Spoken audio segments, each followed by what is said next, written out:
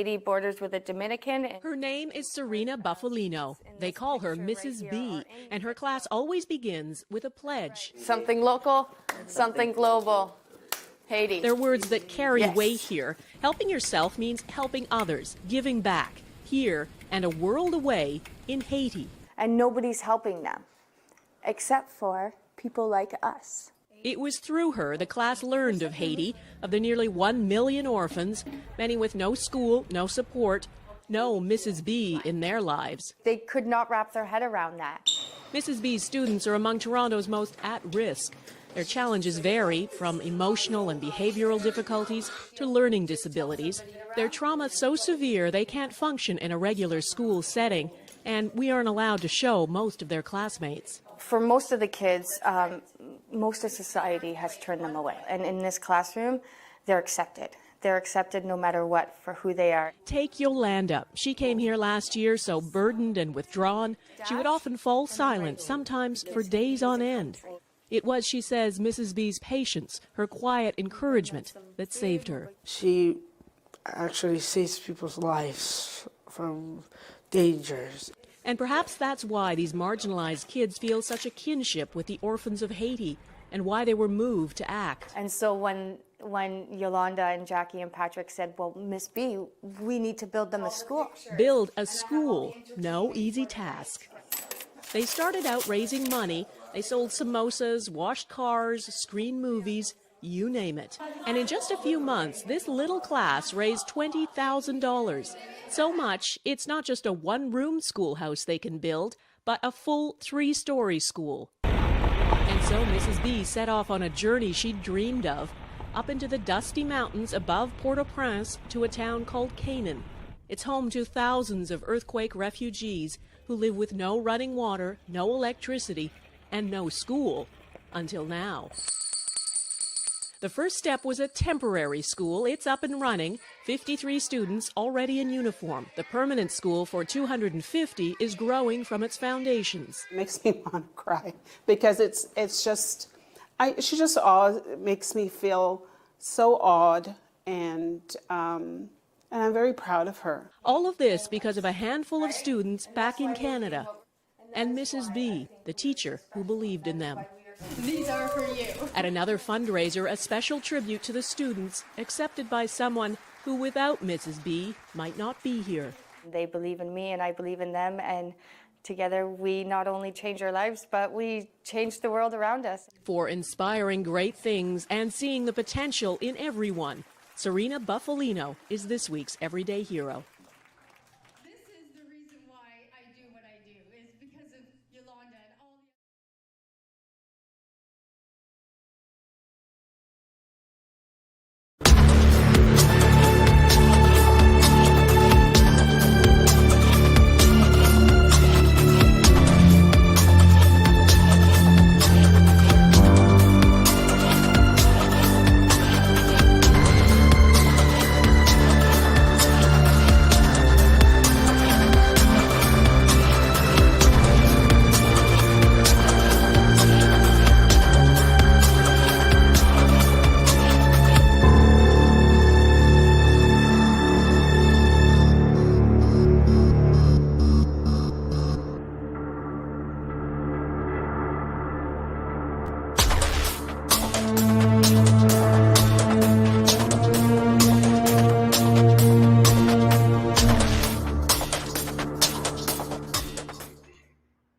Good morning. Bonjour. ¿Cómo se va? Ni hao. Hola. Ohio. Bienvenue. Wan Ying. Bienvenidos. Yokoso. And welcome. Welcome to my constant viewers. Thank you. Welcome to new viewers I've met all around the world. And welcome to all of you. To my October birthday people, welcome to another exciting episode of Gem Hunter Stories. My name is Barry B. Mixon, and I am a gemological storyteller. And each and every week, I get the exciting opportunity and honor and privilege to come into your home to tell you and take you on a journey to places you've never been before, to hear stories you've never heard before.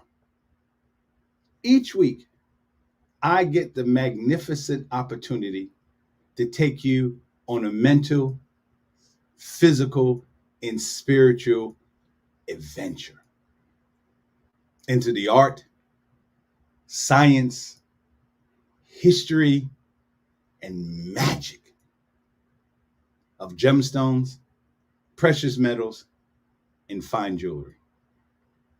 And because I believe in the transformational powers of stories, because my life has changed as a result of stories, I know and I truly believe that somewhere along the line in this journey that we'll take together, you will hear a story that will change you. You will hear a story that will make you look at the world in a different way.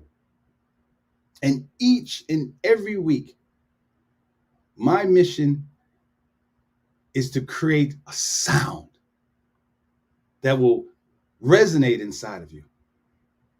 And my hope is that you take that thing inside of you, the music that's inside of your heart and soul, and use it as a template, as a bridge,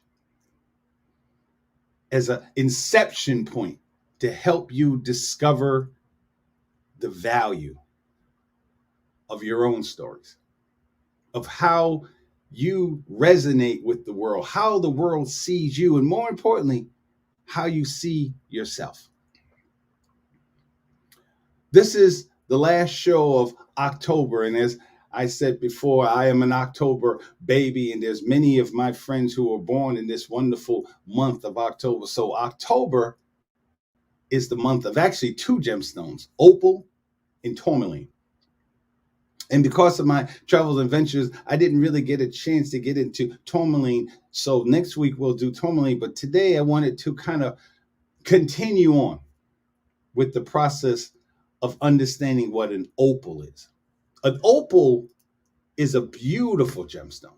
An opal, even though it doesn't get all the press that other gemstones get, an opal is a powerful gemstone. Opal actually comes from the Latin word of opus and the Sanskrit santis, which means precious stone. So even back in antiquity, people understood the power of opal. There are 13 different types of opals. Today, we will basically deal with three.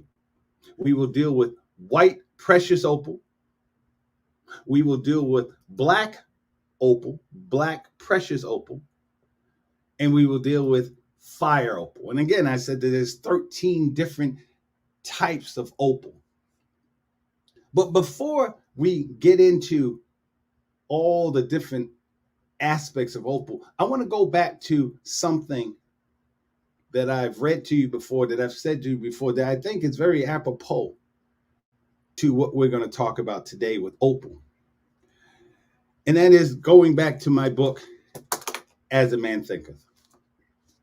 And there's a section in there that says, basically, very soon, so altered has his mind become that the workshop can no longer hold him.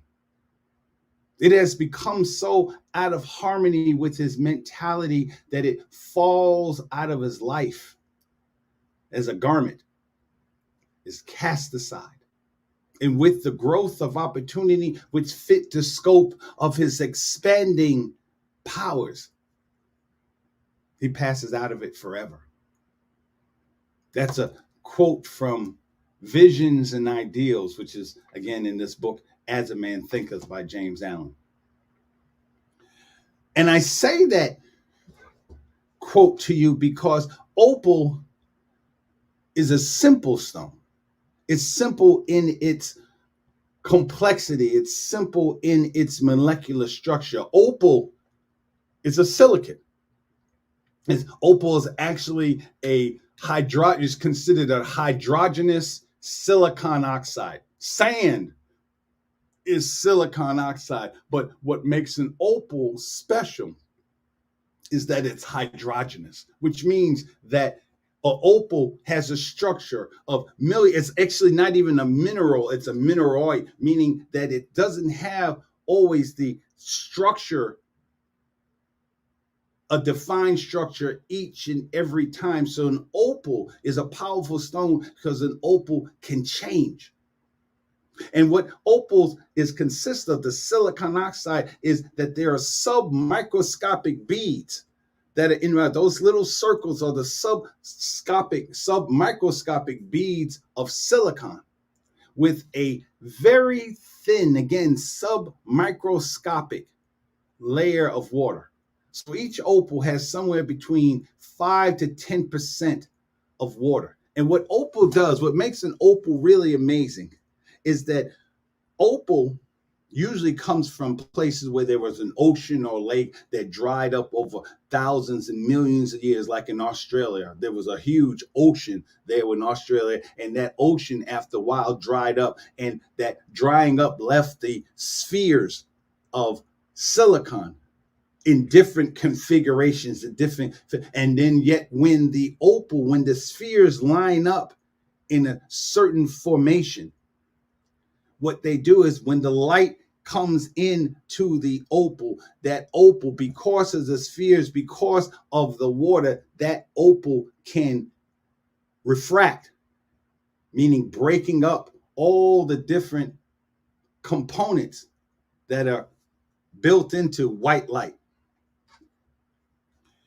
And the reason why that is important, that is so vitally important, is because when you talk about science, you're not talking about science just here on Earth. You're talking about a concept that is the same no matter where you are in the universe. Light, energy, science is science, whether you're on Earth or Jupiter or Pluto. It all depends on what molecular structures, what are there, and how that molecular structure interacts with the light. So when you're talking about breaking up rays of light, breaking up white light from the sun, that sun is the same sun that hits Pluto, that hits Jupiter, that hits Saturn. Those same concepts are the same concepts that work within inside of you. So when you're talking about a white opal, a white precious opal, you're talking about a substance that not only has a regular formation of silicon that sits on a very thin layer of water, using a substance that is basically the second most ubiquitous substance on Earth, silicon oxide. And that thin layer of water makes it a hydrogenous silicon oxide. And from that comes something beautiful. From that commonality of silicon comes something rare and precious as a white opal, white precious opal. And what I love the most is when you define opal, you're talking about a word called, what you see here is a phenomenon called opalescence. Opalescence, and let me give you the scientific version of it. Opalescence is a noun.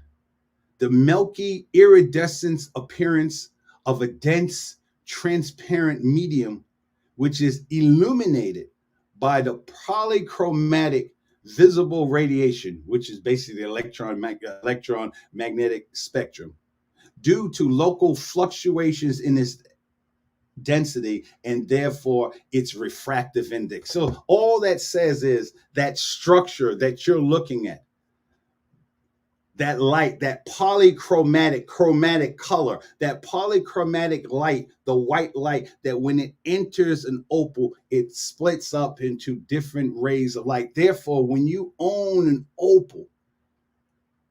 opal can change colors based on the way the light is hitting it, based on uh, what is the structure of that specific opal, because again, it's an amorphous structure. So that means that what we're looking at in this opal may not be the exact same structure that your opal has, but what's similar is how, and similar and unique is how it interacts with the light.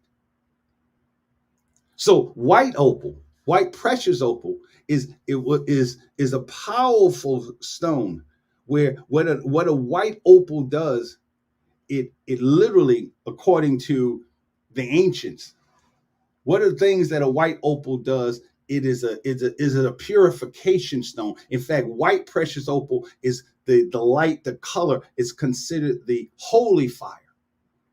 So when you wear a white precious opal, you're literally having the ability to remove negative and positive energy from your life because of the way it refracts with the light. The ancients saw it as a stone of immense power. In fact, there's books that will literally warn you about opals. They're talking about literally that an opal, a white precious opal, is an emotional amplifier, which means that when you wear a white precious opal, anything that you're feeling is amplified. In the old days, the Romans would consider opals was stones of good luck and hope. In France, an opal, when you wore an opal, you had the ability of invisibility, meaning that you could be anything, anywhere, no one would see you, which, because of that invisibility, years later in the 19th century, a lot of people didn't wear opal because they felt like it was a stone of bad luck. Probably because, when you give someone the ability to invisibility, the power of invisibility, what are they going to do with it? So it was considered bad luck. But once the 20th century came about, the opal regained its power, regained its understanding of what an opal does. An opal is so powerful when you combine it with other gemstones, emeralds and lapis. Lapis gives it the ability to, with white, and literally, this is what books say, that lapis, when you combine white precious opal with lapis lazuli, it will literally open up your inner king or queen. That's what it does. When we talk about black precious opal, the difference is still exhibits opalescence, that inner quality, but yet it's on a black or dark gray background. So the colors are more vibrant and you can see the effects of the different colors. And if I was to actually hold this opal in my hand and move it in the light, it would move. It has that play of color. And what that is that light hitting the opal in different angles and therefore refracting the colors that makes it more attractive, makes it more intoxicating. And black, in fact, black precious opal is considered a stone of magic and mystery. There are books that say that a black precious opal is also a powerful magnet of not only of someone's thoughts, but someone's intentions. So when you wear black precious opal, whatever you think about, as a man thinketh, very soon so altered has his mind become. So when you wear black precious opal, it intensifies your intentions. In fact, there are books that warn you, the old saying, be careful what you wish for, you may get it. That comes about even more so when you wear black precious opal. The next stone that we're going to talk about is the fire opal. Now, the fire opal doesn't have, look at it. A fire opal Again, this is the light hitting the opal. Now, a fire opal does not have water in it. Well, it does have water, but it's a different configuration. It doesn't have that opalescence. So what you're seeing is an even purer form of the way the light hits the gemstone, the way it's broken up. And this is a fire opal coming. You can see the matrix. You can see on the outside the matrix of it. You can see the basically the bowl, the matrix stone, the stone that the opal that was covering the opal. And when you open it up, this is what you see. And when you and that structure, that breaking up the light into its various colors. And again, as I said in previous shows, and as we learned as a child, that all colors come from white light. And in an opal, that white light, that changing of color is called fire. It's called fire. Because that is the energy that you get from opal, that it radiates, that it vibrates on a different level, and it's called fire. That's what I do. When I am in different countries, workshops, what I do is I'm a teacher, and my whole responsibility is to create fire, as I say in the opening of my show, to create a sound. A lot of people know this, but let me say it publicly. What I do, other than or in concert with appraising gemstones, I'm a teacher. I teach science and I teach history.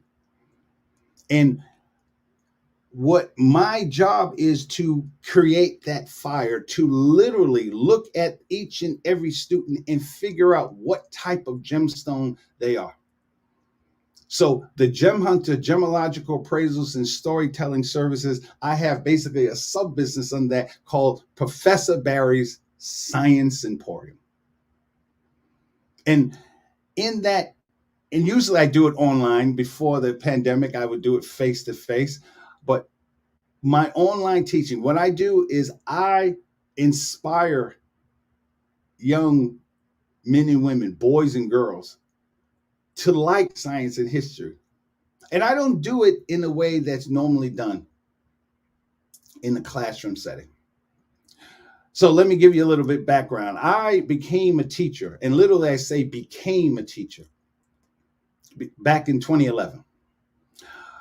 2011, Obama was president. They were doing a State of the Union address. I remember sitting in my living room, Obama, listening to Obama, President Obama. And at that time, there was this huge push for more African-American men to get into the school system, to teach science, especially because science is so vitally important. And I'll never forget where President Obama looked into the screen. And when he was asking for, basically calling for African-American men who had backgrounds in science to teach, I remember looking at the screen and it seemed like he was looking directly at me. Remember the old 1940 ads like "We want you," and it was Uncle Sam pointing to you saying, "We want you to join." Well, that was the effect that President Obama looking into the screen had on me. I literally remember him looking at the screen, President Obama looking through the television camera at me. And I remember looking around, and in my head, I could hear him saying, "You, I'm talking about you." And that's when I began to think. And of course, by 2012, I had competed in the international speech contest, Toastmasters, went to the world champion of public speaking. And someone from Northwestern University heard that what I did, that I competed, and they asked me, could I take storytelling into the school system? And I was like, yeah, I can do that. So I enrolled, I became a part of that program. It's called the New Teach program, where you took people from the outside, people who had various backgrounds, and brought them into the school system. And for 10 wonderful years, I had the opportunity into training to work with kids children, mostly middle school, in the Chicago public school system. Now, we all know what's going on, especially if you live in Chicago, all the things going on and challenges happening in the school system. And sure, I can say all kinds of things about the Chicago public school system, but what I want you to understand, what I got out of it, that it was a wonderful experience. It was a wonderful training to learn how to speak to children. And one of the things that I began to develop and began to understand with kids is that kids, especially learning science, a lot of children don't like science. Science is marginalized in the school system. You have reading, you have math. In fact, as most CPS teachers, they're probably in school right now are preparing, but most teachers or CPS teachers or teachers anywhere will understand that school systems will give you certain times, like you have to do 1 hour of math, 1 hour of science, and 1 hour of reading, and then 1 hour of science. And what happens is, let's say this box is all 3 levels. And what happens is, because there's so much concentration on reading and so much concentration on math, and not saying that's not important, it's vitally important, but science also oftentimes get pushed to the side. So here we have children in the 21st century that need science. Every job, everything is science. And yet science is just pushed aside.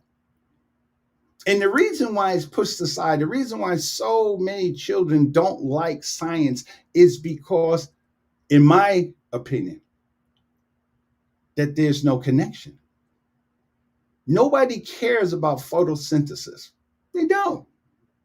There's adults listening to this program. If I was to ask you what photosynthesis was, you're like, I don't know, it has something to do with plants. If I was to ask you, in fact, I just taught this class the other day, what is cellular respiration?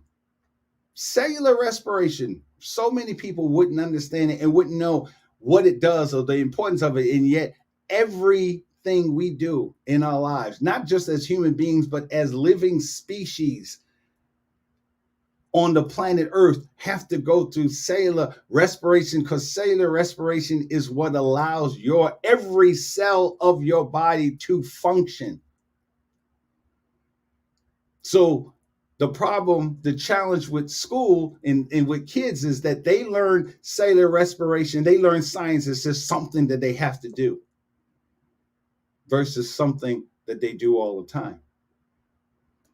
So let me give this shameless plug that when children come to me, if you have a child, boy or girl, that does not like science, bring them to me. Send me an email on gemhunterstories@gmail.com and allow me to work with your child. Because the reason why your child, and I don't even know who your child is. Notice, I don't know who's watching this show today. I don't know what child you're talking about, but I guarantee that if your child does not like science, after working with me, they will begin to like science. After working with me for a while, they will begin to love science. And how can I say that? Because it's all about stories. See, remember way back I told you that one of the most important things that you can ever do in your life is to tell a story. Now let me show you how that relates to learning science, learning history.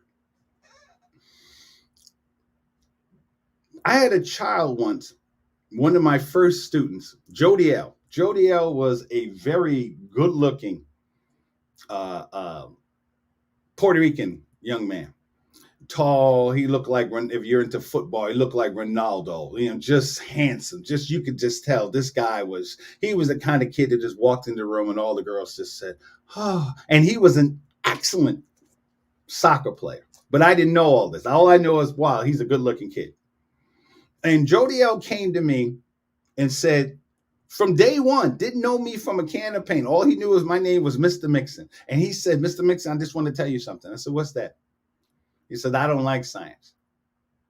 I said, okay. Again, kids, those of you who have kids, parents, teachers, kids are always trying to test you. So he comes out with just full frontal attack. I don't believe in science. And I want to give you the background of what he said. My room, when I was going through Northwestern, they make you do a kind of portfolio, and you had to create an essay of what your room looked like. And in my room, I wanted my children, my students, to walk into not just study science, but to walk into science, where science was on the walls and on the ceilings and on the floor. So in my classroom, I had posters, I had models, I had different experiments, I had everything. My science classroom was amazing. There were days when I came home and I looked at my condo, I'm like, man, my classroom looked better than my condo, because I wanted the kids to experience science. So when Jodielle told me, and I had pictures of Madame Marie Curie and my boy Galileo and the first man on the moon, Buzz Aldrin, and I had Maleficent,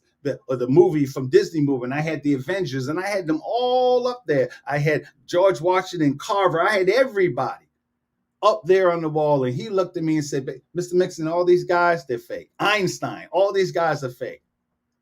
Of course, trying to, push my buttons. And I looked at him and I said, okay.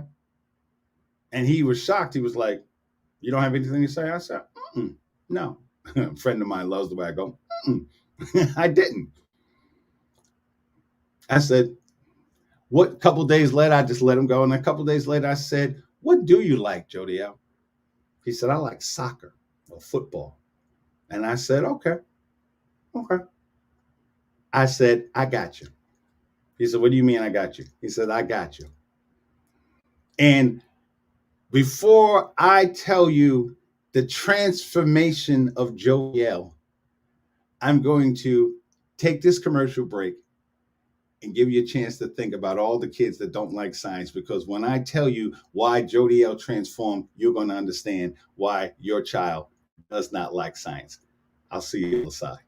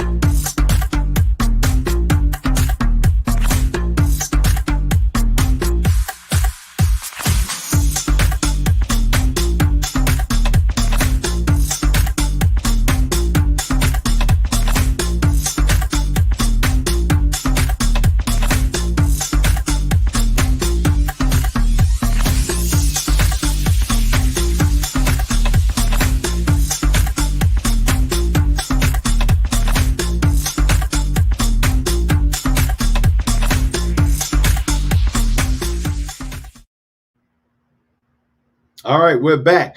Wanted to give you a little eye candy before we talk about this. Is the Cartier Dragon. This is a platinum and diamond brooch.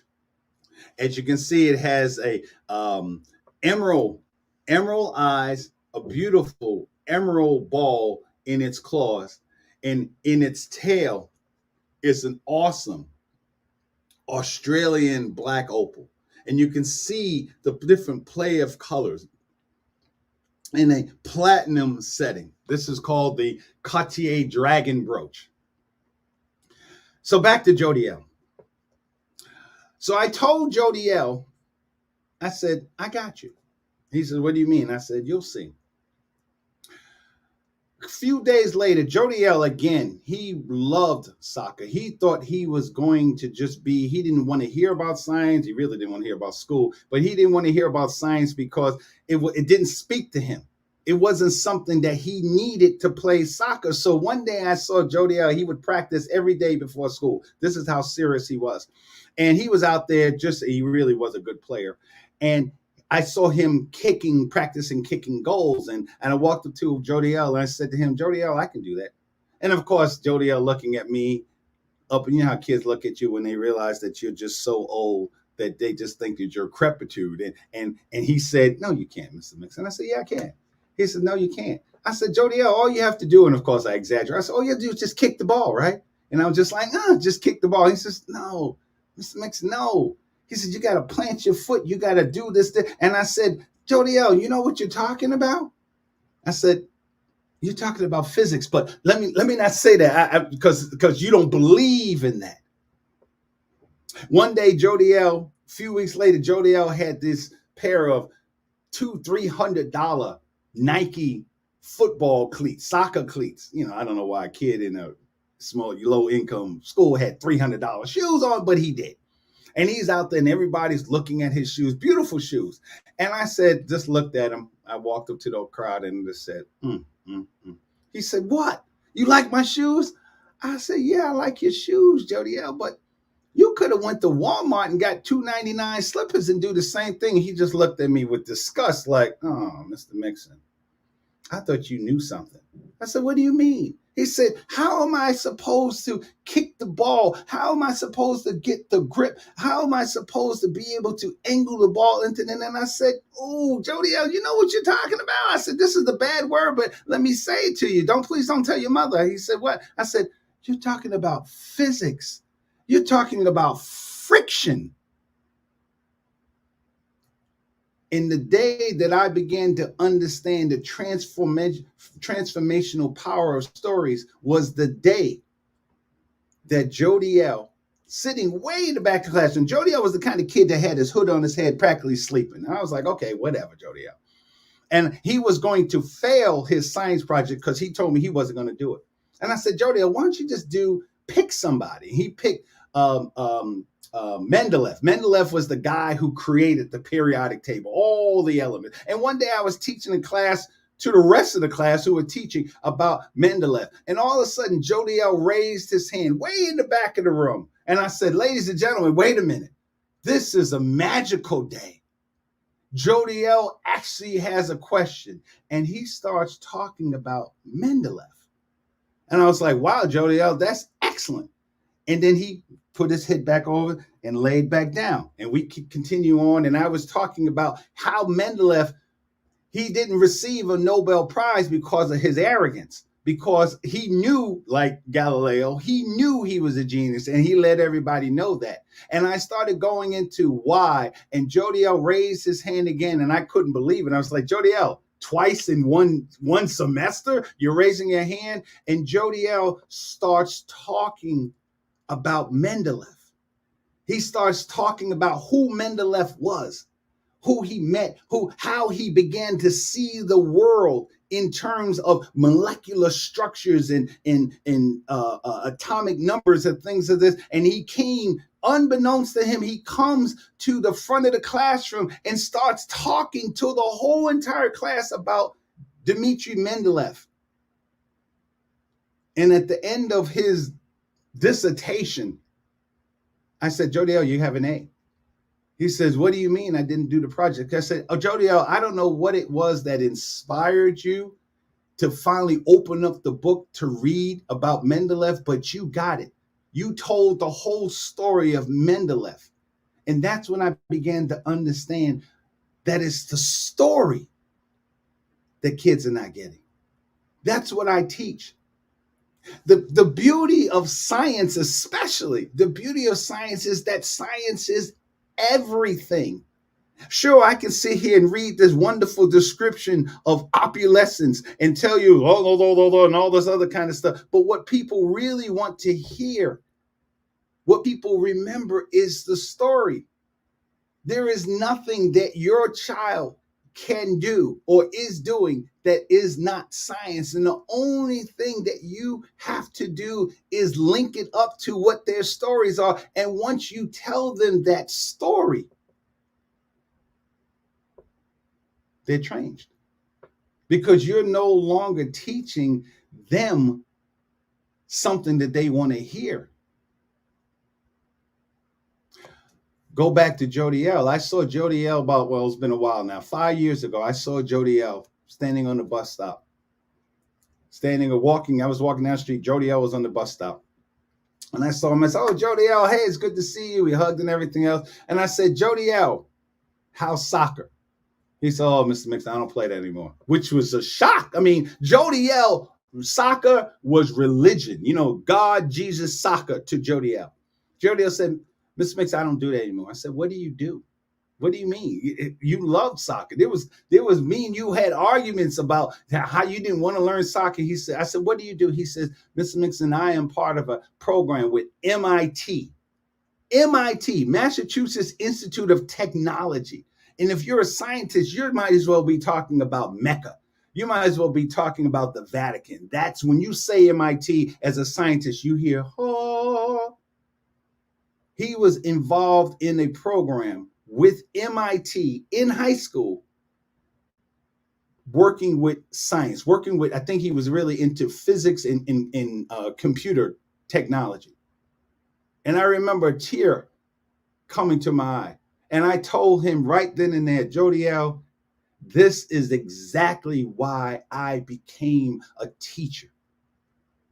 And that's what he does.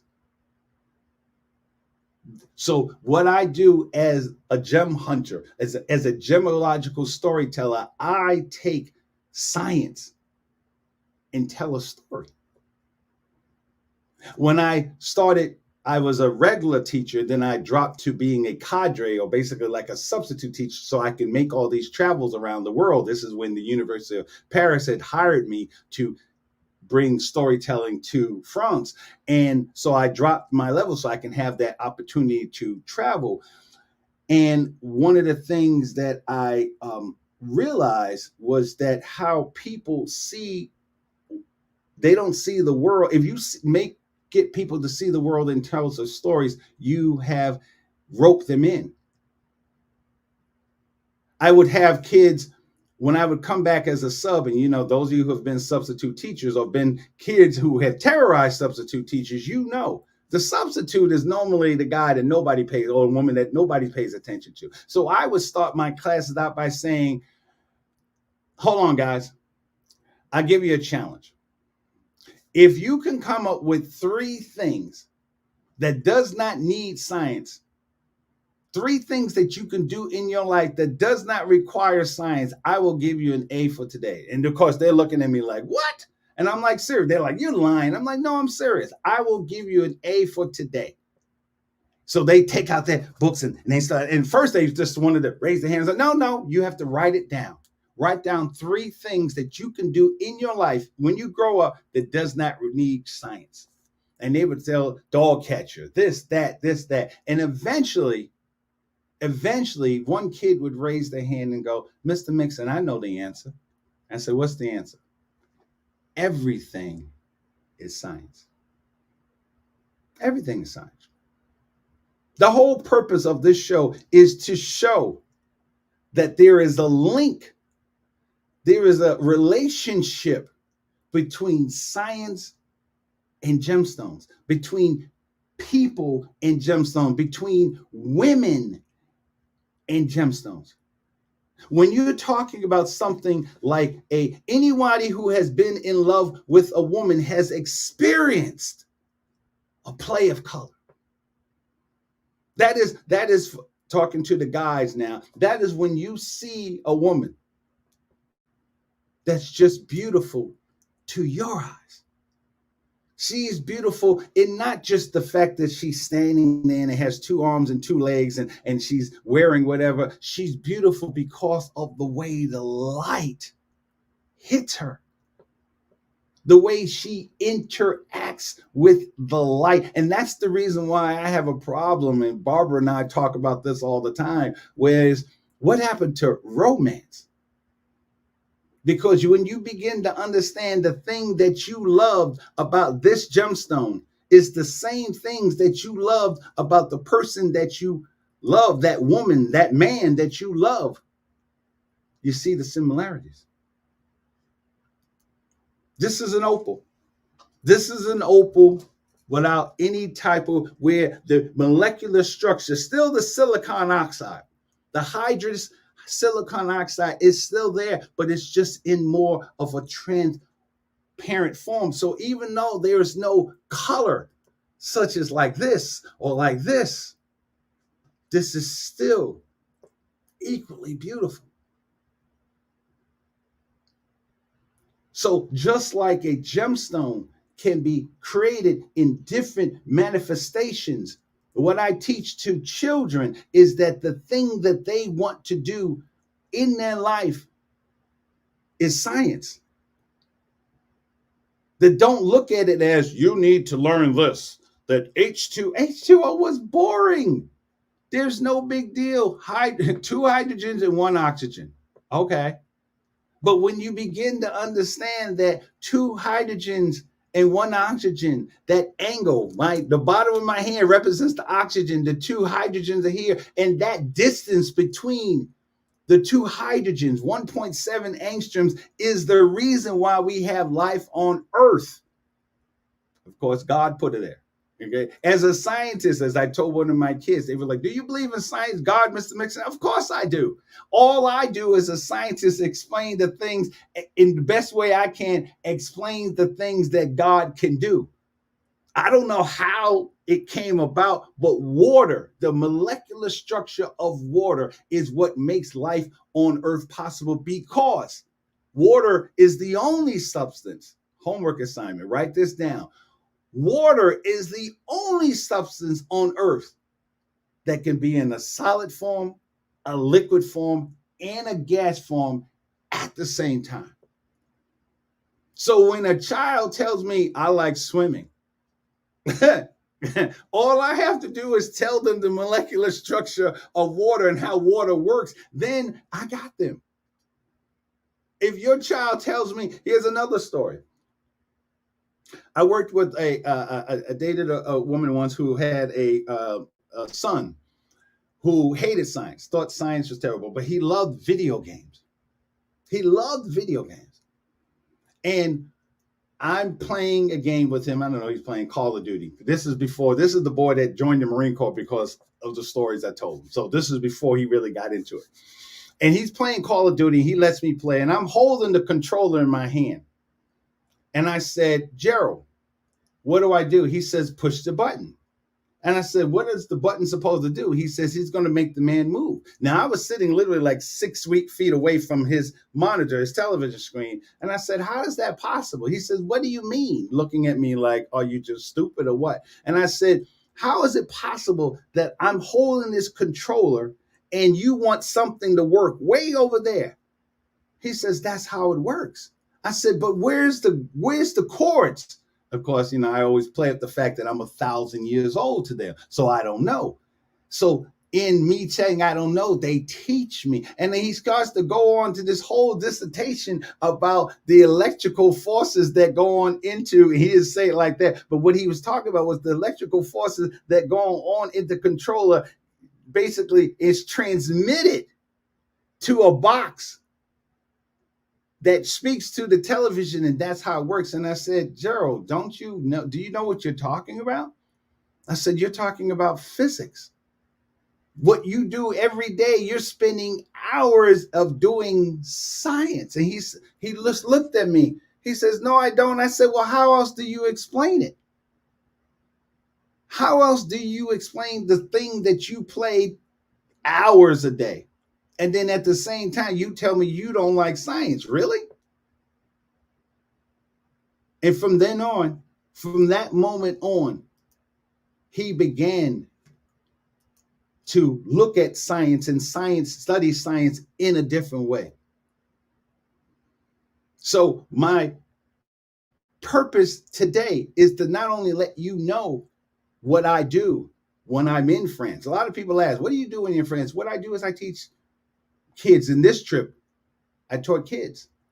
Those little boys that you saw on the screen. And again, thank you to Olivia and Yanni. Yanni.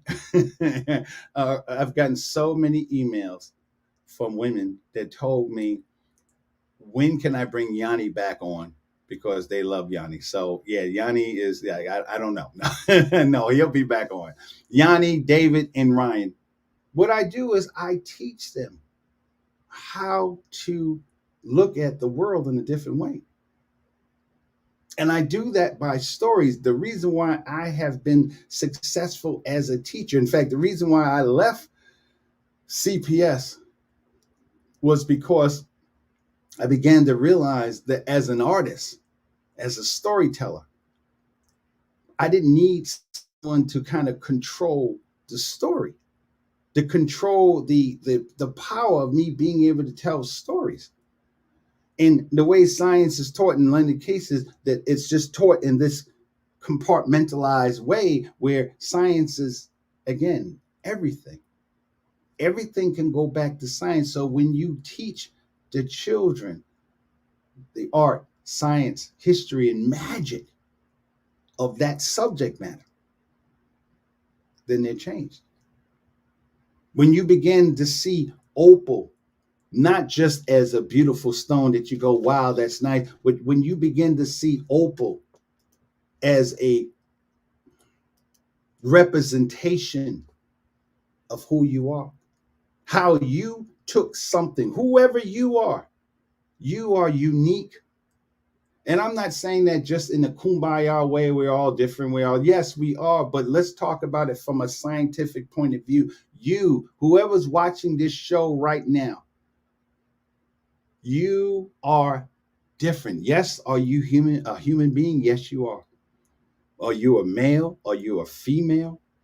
Did you identify with? What do you identify? You are different. And the thing that makes you different is not just the outside, not just who you are as a person, but the difference is how you interact with the light. What is your play of color? As I said, that there are 13 different varieties of opal. There's fire opal. At least there's common opal. Okay, in common opal, you have blue opal, you have pink opal, you have brown, you have black opal. Then you have your white precious opal, which is what this is, with its opalescence, that milky, transparent, where the play of color. You have white precious opal. Then you have black precious opal that sits on that black matrix or gray matrix background. And again, the way the light hits those beads, and it creates a spectacular play of color, that fire. Then you have fire opals. Many of you watching this program right now know that this is you. This is you. This is the fire. When you walk into the room, ladies, when you get dressed on that special day occasion, this is what you are going for. That fire, that effect that when you walk into the room, people feel your energy, that you have created a sound that no one has ever heard, that no one's ever saw. So those of us who are born in October, we understand that we are amorphous entities, that we can change who we are. We can become the person that we've always wanted to be. So next week, we will continue on with opal and go on to tourmaline, which is the other gemstone of October. We will talk about the power, the spiritual and metaphysical aspects of these gemstones. But until then, my name is Barry B. Mixon, and I am a gemological storyteller. And as I ask you each week to do, take a moment in your day, take a moment in your week, and begin to consider the value of your own stories. Until then, au revoir.